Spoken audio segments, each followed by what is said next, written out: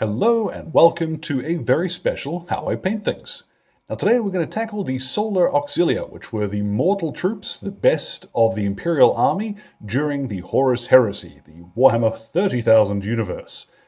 Now this fella here, he is not an official miniature, he is a 3D print, so there are a few details missing from this guy, which you will find on the official Forge World miniatures. But for the purposes of painting, the method is going to be much the same. So in order to be able to show you how to do this, I've opted for these guys.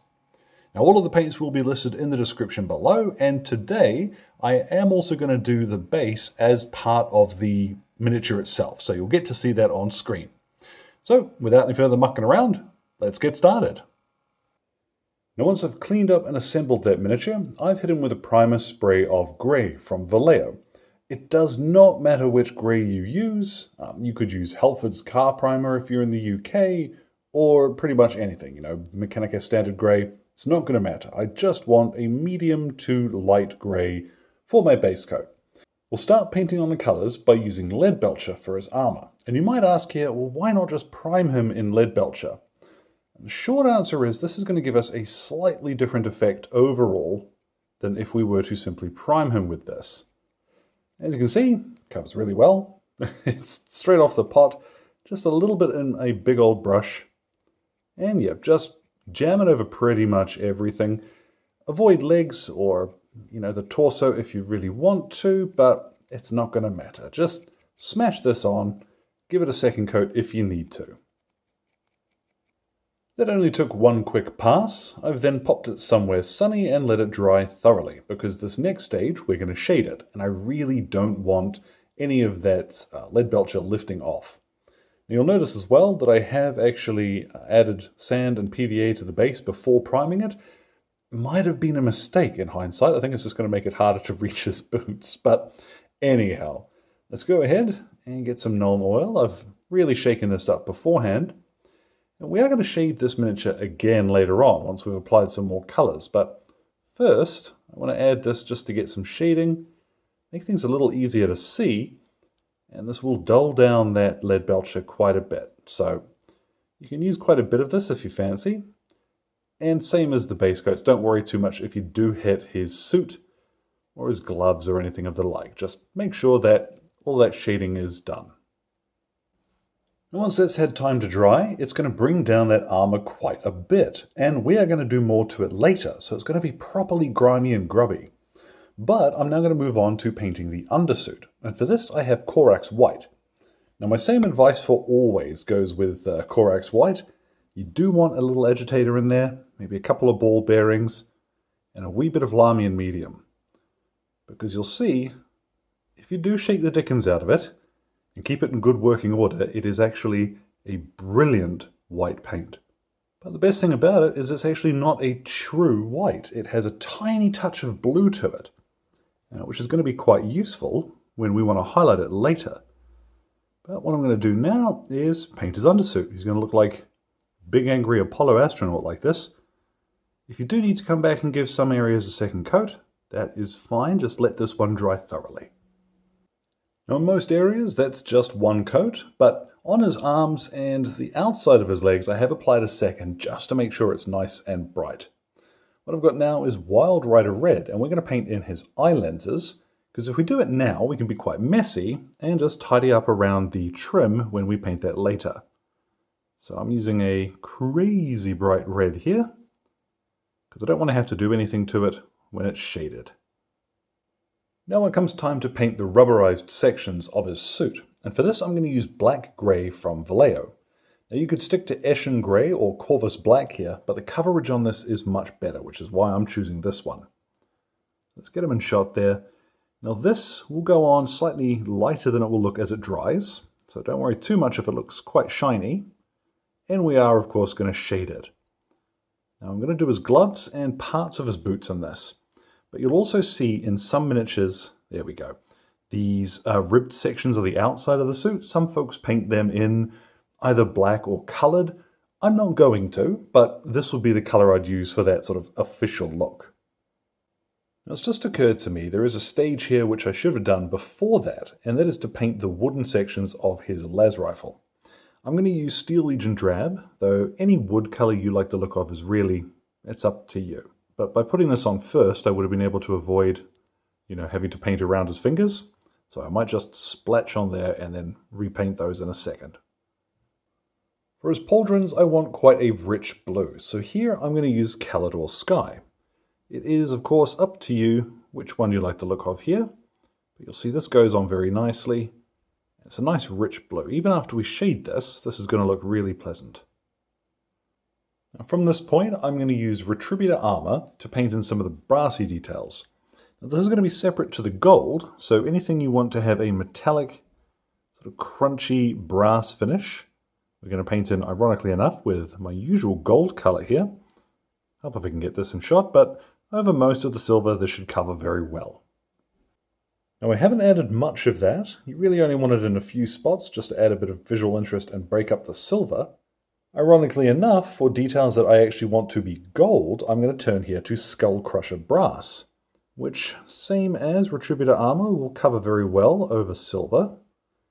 You could just as easily paint all of these details in the same color. It's not going to matter a huge amount, but let's see what it looks like.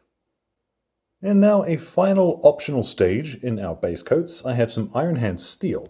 And I'm going to flip them around and I'm going to use this to pick out some of the cabling and what have you that I want to look a little brighter and tidier than his armor.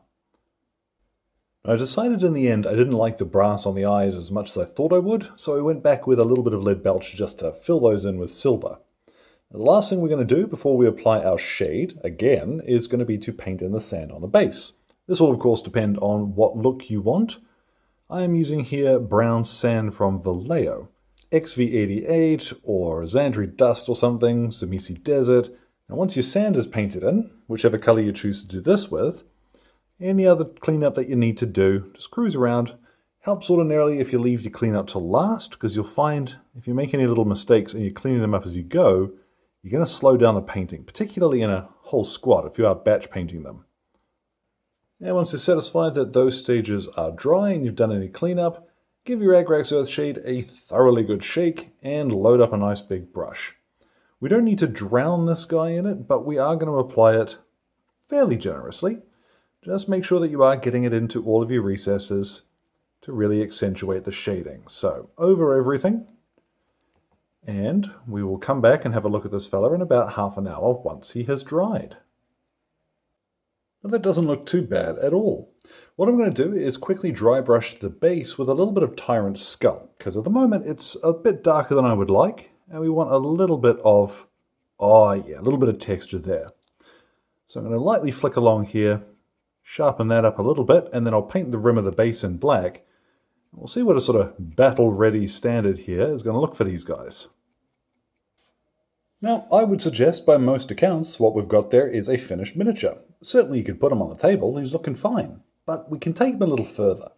So I'm going to start off with some white scar here, got a nice fresh pot for this, and sticking to my medium layer brush for most of it. What I'm going to do is just pick out some of the areas where I want the ribbing in this white suit to be a little more prominent, and you'll see I'm going to go quite heavy with it, to be honest.